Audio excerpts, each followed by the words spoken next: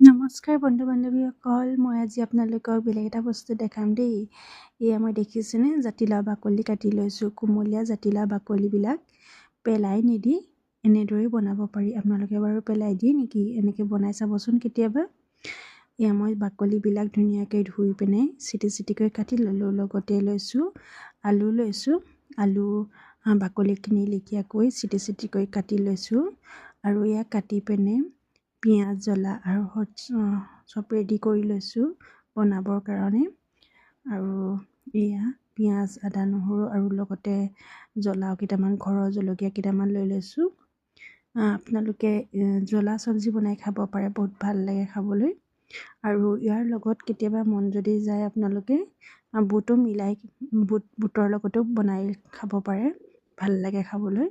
মই কিন্তু বুট তিয়াইছিলোঁ, কিন্তু বুটৰ লগত নবনাওঁ, যিহেতু মাংস অলপো আনিছিলে আৰু মই এনেদৰেই বনাওঁ বুলি ভাবিলোঁ।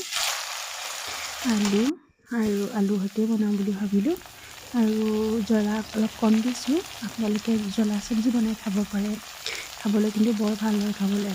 কেতিয়াবা বনাই খাই চাবচোন বাৰু। মই বনাই লৈছোঁ। দুপৰীয়া সাঁজ এনেদৰে বনালোঁ। কুমলীয়া জাতিলাও বাকলি খাবলৈ ভাল হয়। বুঢ়া জাতিলাও অৱশ্যে বাকলিবোৰ খাবলৈ বেয়া হয়। কুমলীয়া জাতিলাও বাকলি খাবলৈ কিন্তু বৰ ভাল হয়। আৰু এয়া বেটাক সজাই দিছোঁ খাবলৈ। এয়া বনাই হোৱাৰ পিছত বেটালৈ বুলি ভাতটো বাঢ়ি দিছোঁ। আমি অলপ দেৰিকৈ খাইছোঁ।